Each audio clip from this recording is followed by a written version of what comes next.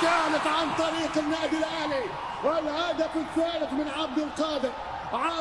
بعد ميركاتو قوي للنادي الاهلي والتعاقد مع عدد كبير من اللاعبين على مدار الموسم الحالي والموسم السابق، بقى كل مركز موجود فيه 2 لعيبه او اكتر. النادي الاهلي بيمتلك تقريبا دلوقتي 3 تشكيلات في سكواده حاليا، وعشان كده المدير الفني للنادي الاهلي مارسيل كولر خرج من حساباته اكتر من لاعب، على راسهم الوينج المهاري احمد عبد القادر بالرغم من موهبته ومهارته العاليه ما قدرش يقنع كولر انه يعتمد عليه في التشكيله الاساسيه ولا حتى كبديل. احمد عبد القادر قبل عودته للنادي الاهلي بعد الاعاره شارك مع نادي سموحه في 27 مباراه، سجل 9 وصنع 5، عشان تتقلب الايه بعد عودته للنادي الاهلي مره تانية ويظهر في فترات قليله قبل ما يخرج من حسابات مارسيل كولر. ولو رجعنا لخط الدفاع هنلاقي اختفاء تام للاعب الجوكر خالد عبد الفتاح، اللي كان الجماهير الاهلي متفائله بيه وشايفاه لاعب يقدر يعوض احمد فتحي في الجبهه اليوم. قدم خالد عبد الفتاح اداء قوي نسبيا مع النادي الاهلي، بالرغم من انه لعب احيانا في مراكز مختلفه كباك ليفت وسيرد باك غير مركزه الاساسي باك رايت، وقدر يقدم المطلوب منه. ولكن بالرغم من كده خرج تماما من حسابات كولر في الفتره الاخيره. واخيرا الموهبه التونسيه محمد الضوي كريست، افضل لاعب صاعد في تونس ومن افضل المواهب اللي موجوده في افريقيا. بعد انضمامه للنادي الاهلي ظهر كريستو بمستوى مقبول، ولكن اصاباته المتكرره اجبرت المدرب السويسري باخراجه من القائمه، وبنسبه كبيره سيعود كريستو مره تانية لفريقه القديم النجم الساحلي. دول ابرز العناصر اللي مش مقتنع بيهم كولر، ومش هننسى اللعيبه اللي مش مقتنعه بيها جماهير النادي الاهلي زي طاهر محمد طاهر ورامي ربيعه والفرنسي انطوني موديس. انت كمشجع للنادي الاهلي شايف مين من اللعيبه دي تيشيرت الاهلي فعلا كبير عليه، ومين من اللعيبه دي كان محتاج فرصه وشايف انه كان اضافه للفريق؟ ما تنسوش تقولوا لنا رايكم في التعليقات.